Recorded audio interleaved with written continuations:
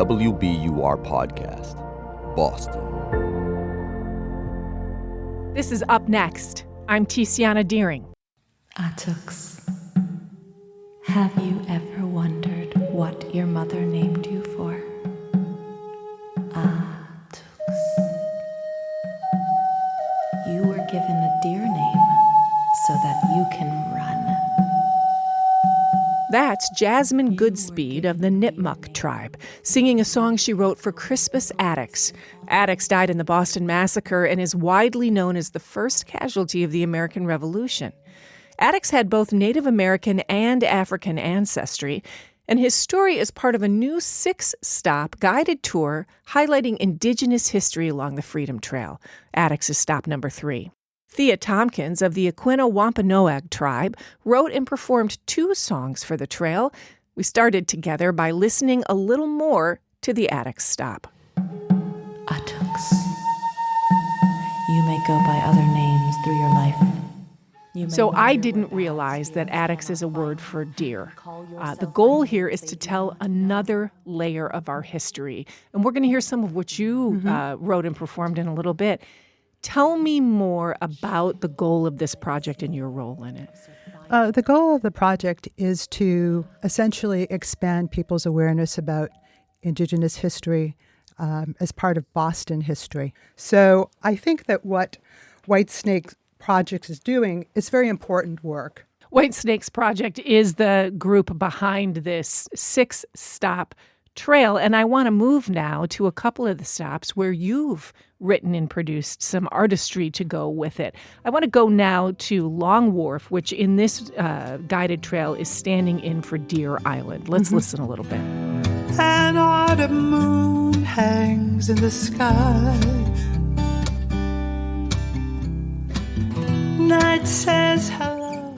So, for generations, Deer Island was a summer living community for local Indigenous people, and then it becomes essentially a prison camp in 1675 during King Philip's War, a devastating war between Native peoples and colonists. Between 500 and 1,100 Indigenous people who had converted to Christianity either died or were sold into slavery or forced from their homes.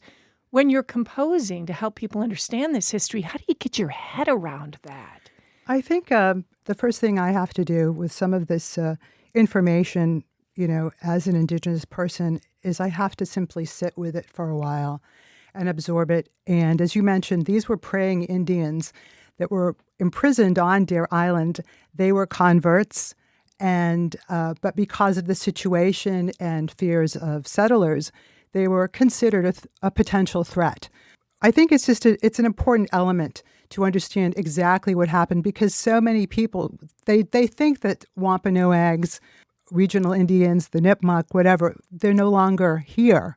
It is part of history, but we're very much here. So that was stop number 1. I want to go to another stop and another song that you completed for the trail. This is stop 6.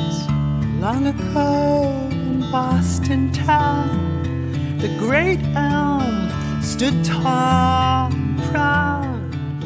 So you're writing for the Great Elm Tree, which sits in the middle of Boston Common. The great elm became a hanging tree. So just hearing that, I get goosebumps, right? This is this massive elm. It's still there in the late 1800s. And Indigenous people who fought in King Philip's War were hanged there. Yes, they were, and they were brought there because, once again, they were considered a threat to settlers here. It was a contradiction in terms in many ways, that the tree was considered a symbol of equality, democracy, but it also became a hanging tree. And we should say that the great elm was a celebrated tree in the middle of Boston Common, sort of standing once again for these principles of the American Revolution, but having this whole other history to it. In a certain way, I see it as symbolic of the struggles that America is still dealing with in the 21st century. Thea Hopkins of the Aquinnah Wampanoag tribe, she wrote and performed 2 songs for a new audio tour in Boston called Indigenous Stories, organized by the local organization Whitesnake Projects. Thea, thank you. Thank you. Rivers ran silver with the whispers of our names. Came with fire in their pockets and death in their claims. Like sparrows, children hid under the pines. The earth drank their fill while the gold counted time. Smoke curled like ghosts where the villages used to stand. Gold in their pockets, muskets in their hands. Purse of a people, what a price to pay.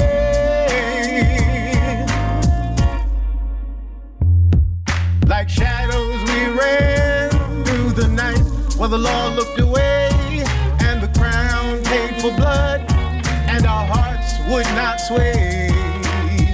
Purse of a people, what a price to pay.